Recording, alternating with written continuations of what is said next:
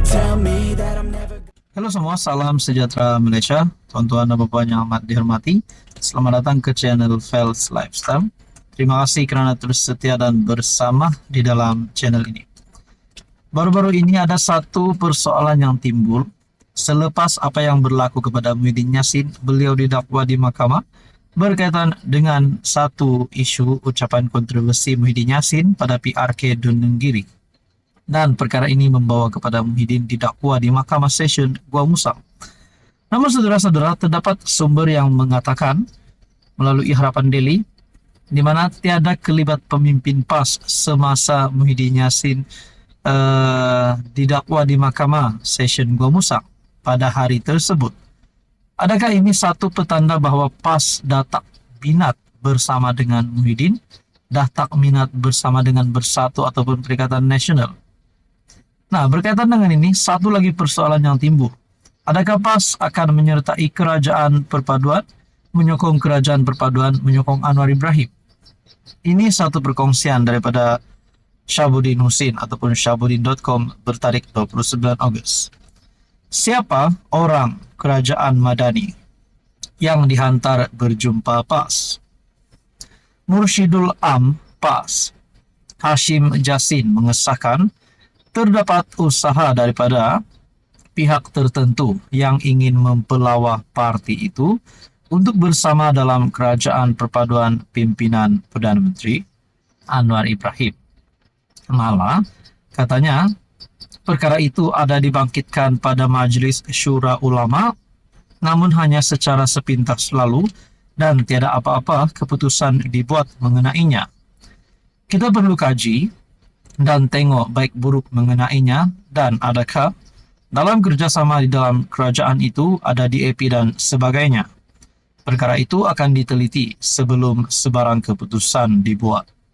Ya, memang ada usaha daripada pihak tertentu yang mengajak kita bersama di dalam Kerajaan Perpaduan dan kita belum buat apa-apa keputusan, kata Hashim, sebagaimana dipetik daripada sebuah portal berita. Jadi apa yang sah di sini, ada usaha daripada pihak tertentu yang mengajak PAS bersama di dalam Kerajaan Perpaduan.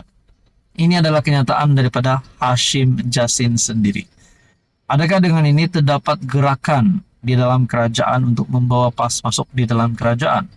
Adakah ini satu penerimaan yang baik bagi Parti Barisan Nasional, Parti PKR, Parti DAP terutamanya?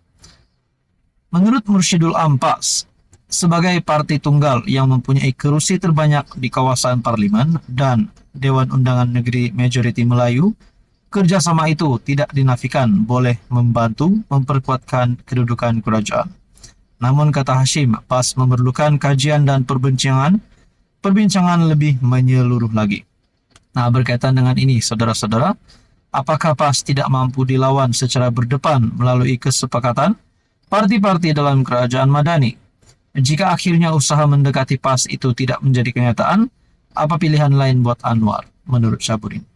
Saudara-saudara, berkaitan dengan ini, apa yang saya nak sentuh, kalau benarlah PAS akan masuk di dalam kerajaan, menyokong Kerajaan Perpaduan, adakah Hadi Awang sebagai Presiden PAS mempunyai peluang yang cerah untuk menjadi timbalan Perdana Menteri ataupun sebagai Perdana Menteri?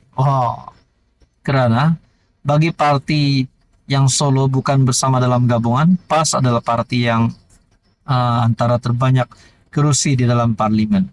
Jadi saudara-saudara yang amat dihormati, kalau PAS masuk kerajaan, bukankah Hadi Awang akan demand jawatan yang lebih tinggi?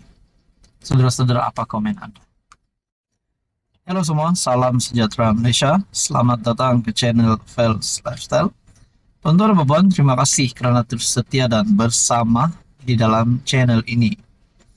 Selepas apa yang berlaku kepada Muhyiddin Yassin, beliau didakwa di mahkamah berkaitan dengan yang terbaru, iaitu ucapan kontroversinya yang membawa kepada beliau akhirnya dihadapkan di mahkamah menerima pendakwaan.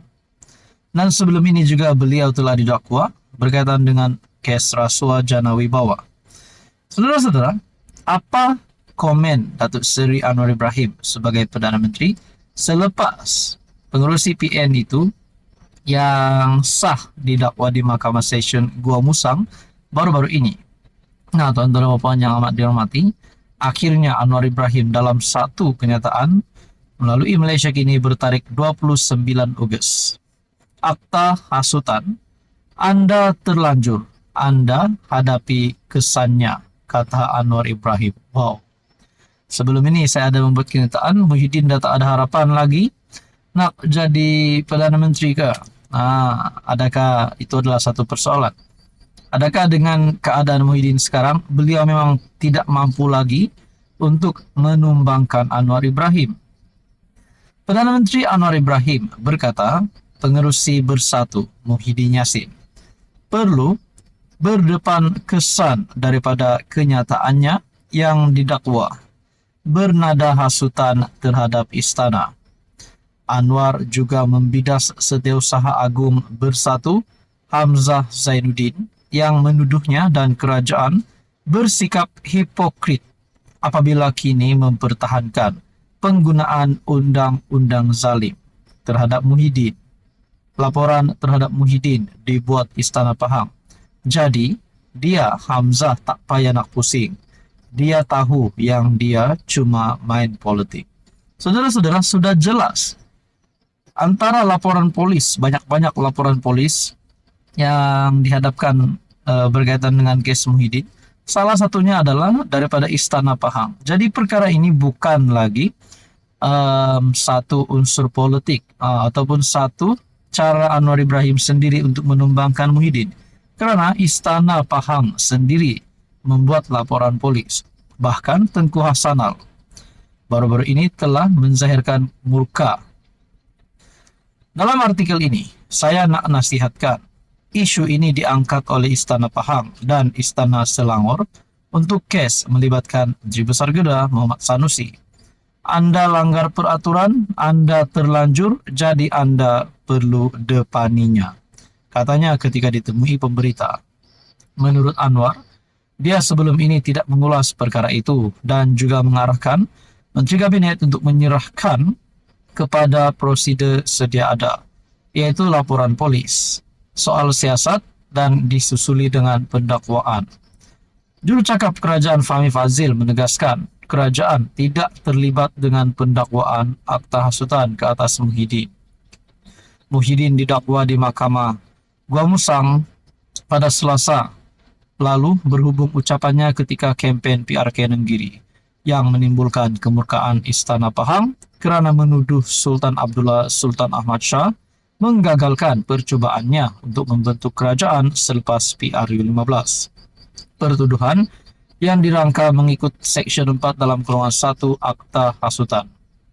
Sebelum ini juga Muhammad Sanusi dikenakan 2 pertuduhan di bawah Akta Hasutan berhubung kenyataan yang menyentuh pihak Istana Selangor. Ada 2 pemimpin PN, yaitu bekas Perdana Menteri Muhyiddin Yassin dan juga Menteri Besar Kedah Muhammad Sanusi yang terlibat dengan Akta Hasutan. Adakah dengan ini PN benar-benar bersih dan stabil? Itu pun kita tak tahu, tapi yang pasti kedua-dua pemimpin ternama di dalam PN ini sedang dalam keadaan yang menakutkan bagi penyokongnya. Tuan-tuan dan puan, apa komen Anda?